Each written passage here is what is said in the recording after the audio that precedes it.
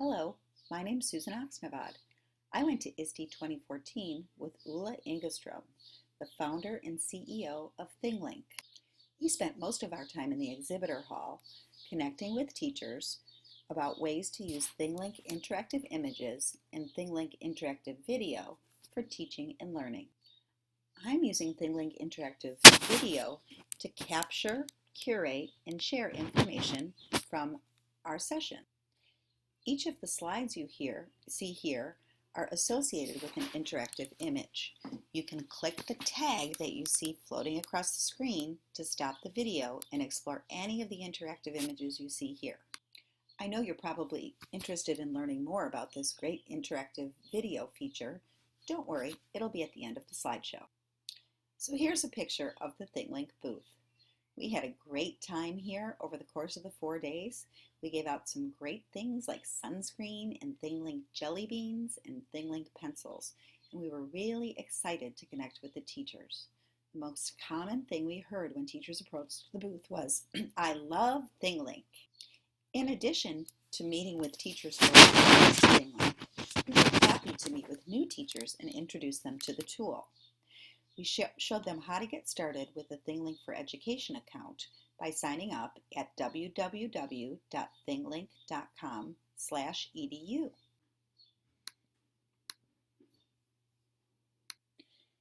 Teachers with a ThingLink EDU account can build their own ThingLink classroom.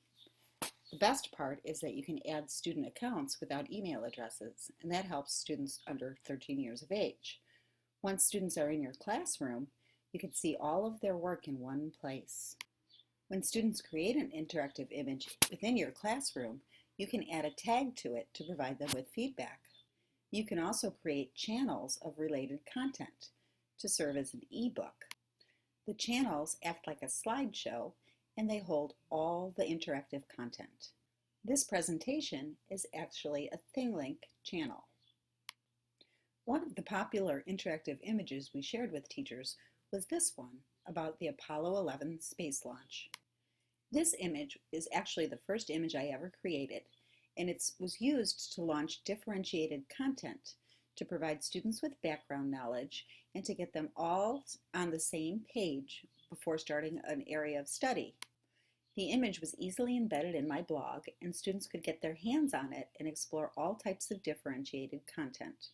You can see there's a video that pops up right on the screen, and that was of the rocket launch. It's actual NASA footage, and it comes from YouTube. You can also see down below there are pictures of the astronauts, and each of these links leads to text. That text is at different levels, which is why there are different colors on each of the astronaut: beginning reading level, middle reading level, and advanced reading levels. There's also, to provide background knowledge, a video of the moon launch. And then there are some other interactive features here. There's a link to a simulation of the actual first space launch. And then there's also an audio for students who like to listen to audio. And that's actual audio from One Small Step for Man. And then there's also a video here that shows where the astronauts were many, many years later. Using this type of interactive content launcher addresses students' learning needs, and it meets them at their different level. It's a great way to start using ThingLink for teaching and learning. We also demonstrated ways to use all of the different ThingLink tools together to extend the walls of the classroom. Did you know that ThingLink works on a computer? It works on an iPad. It works on an Android device, and all three can be used together, like I said, to extend the walls of the classroom. Let's look at this example.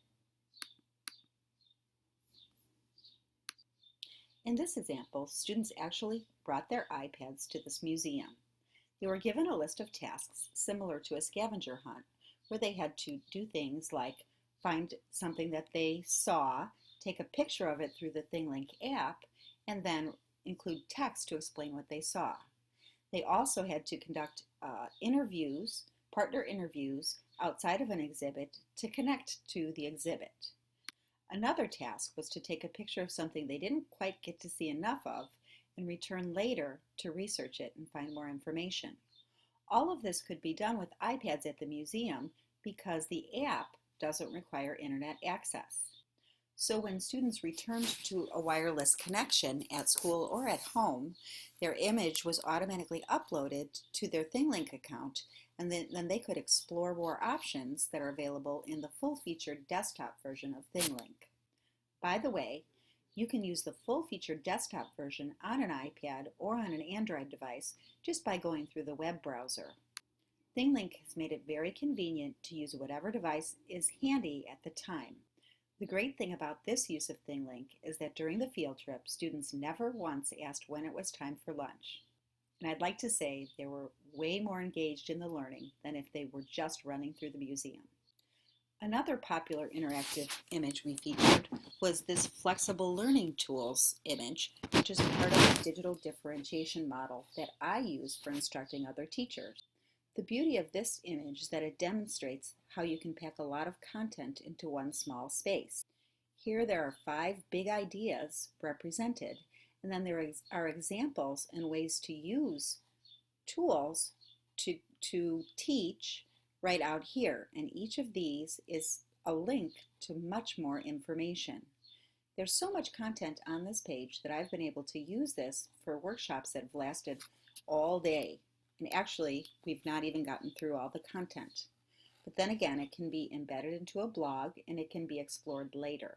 So it provides a ton of information in one place, and it lets participants in the professional development activity explore what interests them and find something useful, rather than waiting to get to the end of a slideshow.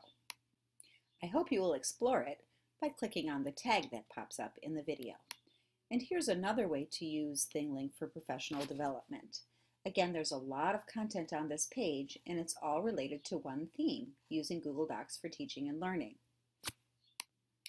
Another great thing about ThingLink is I can continue to add to this image once it's online, and the content that I add automatically updates so that if another teacher, another educator has embedded it in his or her blog or wiki or site, it will be automatically updated. And finally, one of the highlights of our adventures at ISTE 2014 was releasing the new ThingLink for video, which was used to create this presentation. If you're interested in getting early access to ThingLink for video, I hope you'll click on the tag that's popped up. It's an amazing way to share content, and it promises to be a really useful tool for teaching and learning. We were very excited to hear how many other presenters were using ThingLink in their presentations at ISTE. We hope to collect many samples of the presentations that were shared so that we can place them on this ultimate wall of ThingLinks at ISTE. If you use ThingLink in your presentation, we hope you'll click on the link in this blog post to share it. If you attended a session that used ThingLink at ISTE, we hope you'll share information with us so we can connect with those presenters and ask them for permission to share. That way, everyone can benefit from viewing this wall, even if they were unable to attend all of the fabulous presentations. Thank you for listening to this presentation.